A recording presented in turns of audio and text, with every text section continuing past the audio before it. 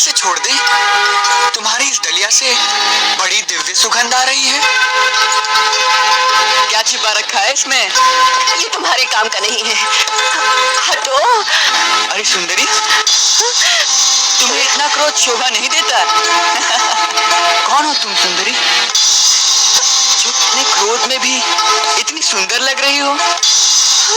बोलो ना सुंदरी, कौन हो तुम?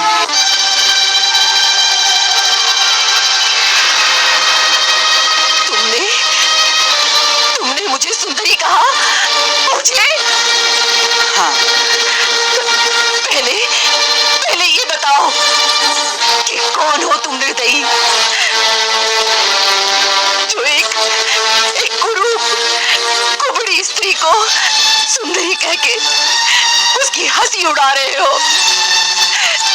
इसका लोग कुब्जा कह के उपहास करते हैं। जो लोगों के तानों से दुखी होकर अकेली छिप कर सूनी गलियों से जाती है, ताकि ये घृणित शब्द बार बार मुझे न सुनना पड़े। फिर भी किसी न किसी घर से, कहीं न कहीं से ये व्यंग्यवाड़ तो आ ही जाता है। कि देखो, वो कुब्जा जा रही है। उनके तानों से दुखी होती हूँ, उनके उपहास को सह लेती हूँ, क्योंकि ये सत्य है कि मैं कुब्जा हूँ। परंतु ऐसा क्रूर उपहास किसी ने कभी मुझसे नहीं किया जो तुमने मुझे सुंदरी कह के किया है।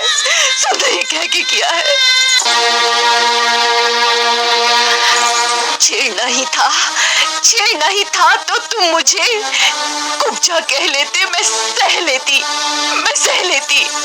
परंतु ऐसा शब्द कहकर तुमने मेरे हृदय पर घाव कर दिया है। किसी दुखी दीन व्यक्ति का इस तरह उपहास नहीं करना चाहिए, जिससे कि उसका हृदय छलनी हो जाए।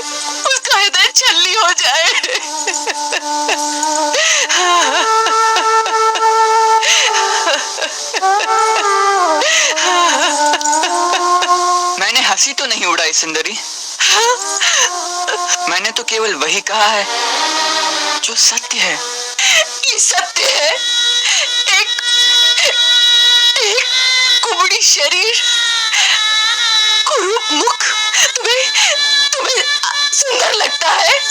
हाँ देवी, मैं किसी के शरीर को कभी नहीं देखता, मैं तो केवल आत्मा देखता हूँ। तुम्हारे अंदर जो सुंदर आत्मा है उसे लोग नहीं देख सकते, परंतु मैं तुम्हारी वो परम सुंदर आत्मा देख रहा हूँ, इसलिए तुम्हें सुंदरी कहा मैंने।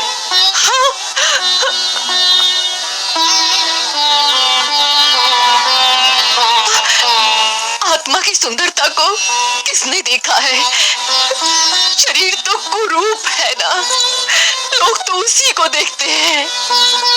शरीर की कुरूपता और सुंदरता प्राणी के अपने कर्मों के अनुसार होती है, ये सदा नहीं रहती। ना ही सुंदरता सदा रहती है और ना ही कुरूपता सदा रहती है। बुढ़ापे में एक सुंदर शरीर भी मुरझा जाता है। जब कर्मों का समय बदलता है और पुण्य कर्म उदय होते हैं, तब एक कुरूप शरीर भी कमल की भांति सुंदर लगने लगता है। मैं वही देख रहा हूँ। तुम्हारी कुरूपता के अंत का समय आ गया है देवी। जिस श्राप के कारण तुम्हें यह कुबड़ा शरीर प्राप्त हुआ था, उस श्राप की अवधि समाप्त हो गई है। हमारा विश्वास करो सुंदरी। फिर वही। तनिक स्थिर रहो, हम अभी दिखाते हैं। अरे ये क्या कर रहे हो?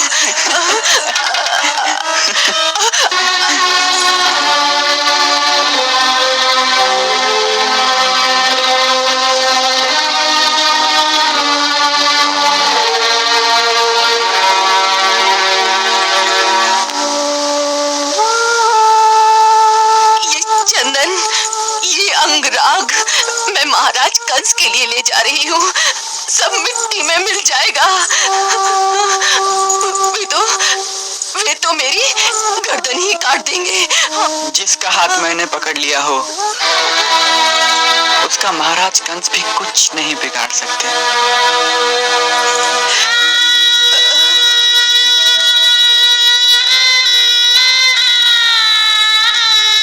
हमारा विश्वास करो सुंदरी, हमारे पास आ गई हो तो अब कंस के पास जाना नहीं होगा।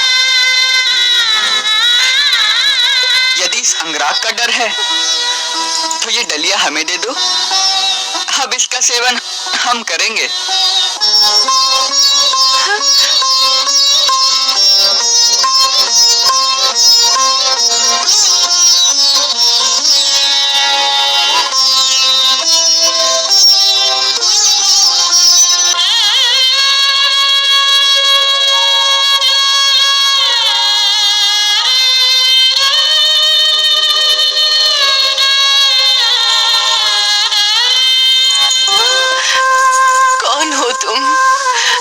कौन हो तुम? तुम्हें देखकर ऐसा लगता है जैसे जीवन भर ये अंगराग मैं तुम्हारे लिए ही बनाती रही हूँ। अंदर से ऐसा लगता है जैसे मैं कई जन्मों से तुम्हारी ही प्रतीक्षा करती रही हूँ। हाँ, यही सत्य है। कई जन्मों से तुमने हमसे कोई नाता जोड़ रखा है, तभी तो हम आए हैं।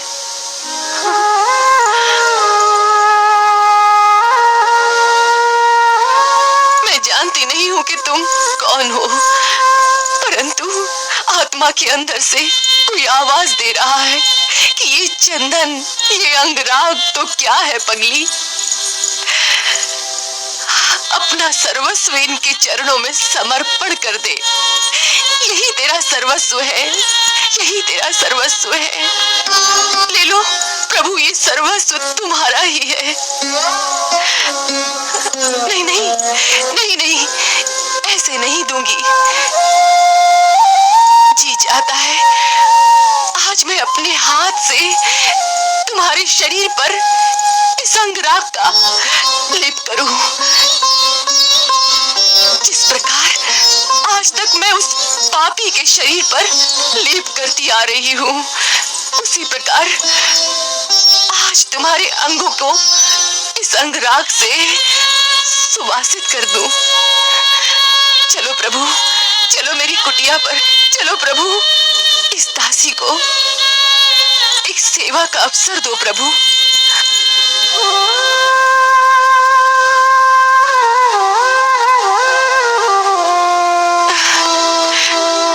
अच्छी बात है, परंतु तुम्हारे महाराज क्या कहेंगे? कहीं गर्दन काट दी तो? कौन महाराज? तुम्हें देखने के पश्चात तो अब मुझे ना कोई महाराज दिखाई देता है, ना कोई और। अब तो आत्मा के अंतर तक केवल तुम ही तुम हो और कुछ नहीं। एक प्रकाश ही प्रकाश है,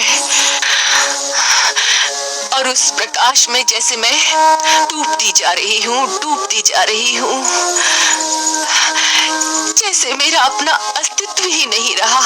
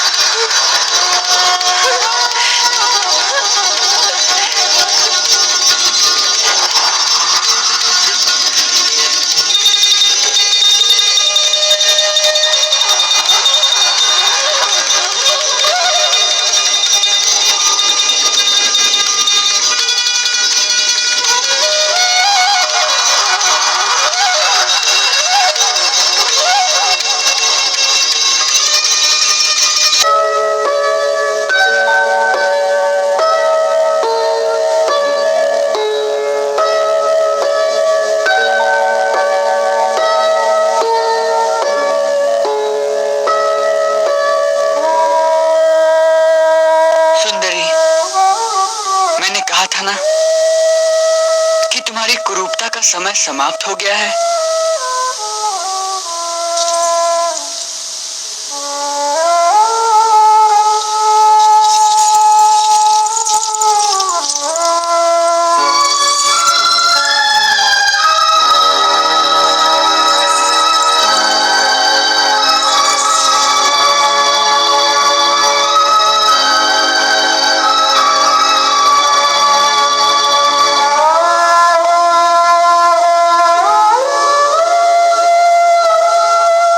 बोलो, क्या चाहिए?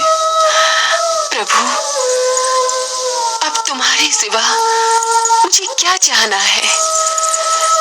तुमने स्वयं ही तो मेरे मन में ये भावना जगाई थी कि तुम मेरी कुटिया में और मैं अपने हाथों से तुम्हारे अंग अंग को अपने अंगराग की कला से सुभाषित कर दूं।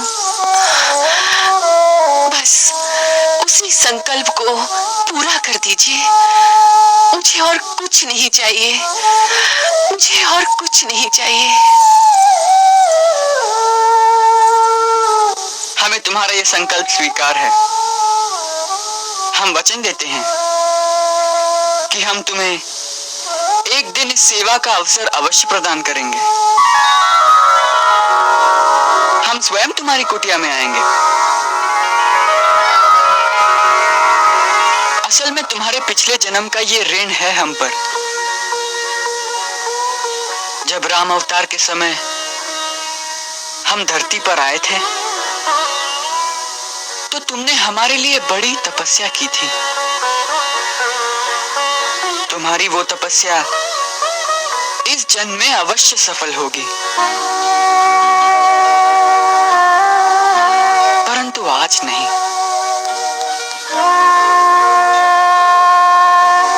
आज नहीं तो कोई बात नहीं। जब मैंने इतने जन्मों तक प्रतीक्षा की है